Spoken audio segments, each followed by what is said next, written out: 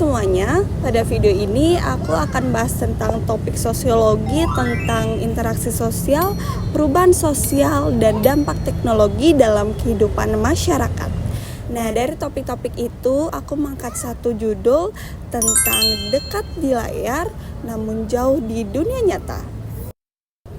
Pernah nggak sih kamu duduk dengan teman tapi semuanya malah sibuk dengan HP-nya masing-masing? Di satu sisi kita merasa terhubung, tapi di sisi lain kok malah makin jauh ya?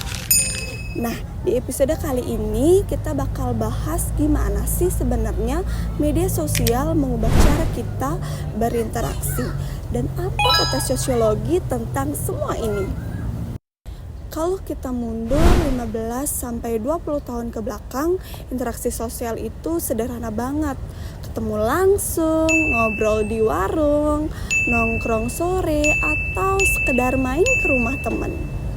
Tapi sekarang semuanya pindah ke layar.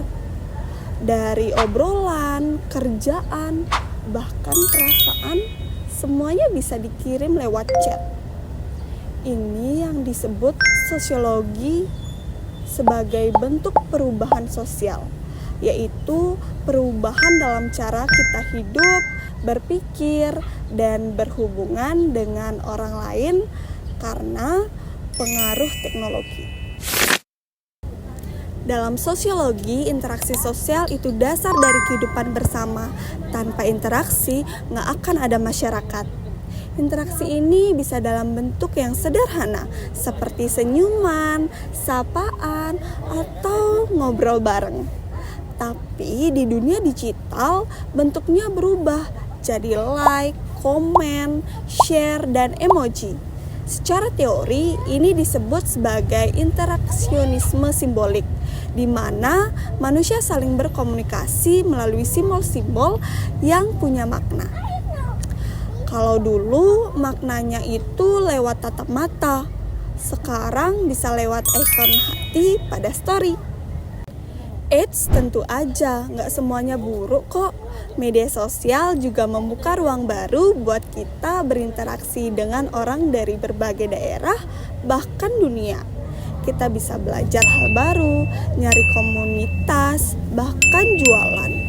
Dari sisi sosiologi, ini memperluas jaringan sosial dan mempercepat difusi budaya, yaitu proses di mana penyebaran nilai, ide, atau gaya hidup antar kelompok masyarakat. Tapi ya, nggak bisa dipungkiri juga, media sosial kadang bikin hubungan jadi dangkal. Kita lebih banyak tahu update hidup seseorang daripada benar-benar kenal mereka. Banyak orang juga merasa kesepian meskipun punya ratusan teman online.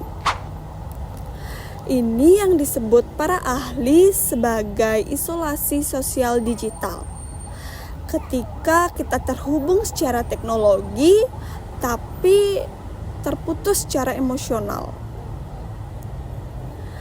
Dari perspektif teori pertukaran sosial, hubungan sekarang itu sering diukur dari apa yang aku dapat ya.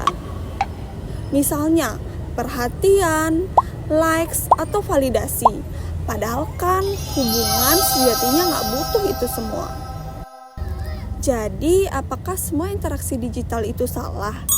Nggak juga.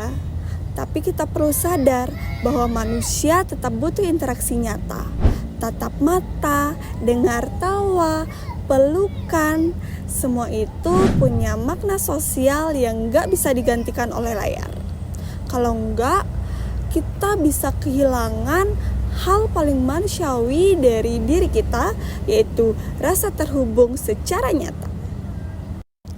Dunia digital akan terus berkembang dan kita gak bisa menolaknya. Tapi kita bisa memilih apakah kita mau dikendalikan oleh teknologi atau memanfaatkannya dengan bijak. Jadi, sesekali matikan notifikasi, simpan ponselmu, dan ajak seseorang untuk berbicara. Karena sejatinya, interaksi sosial bukan soal seberapa sering kita online, tapi tapi seberapa dalam kita benar-benar hadir untuk orang lain.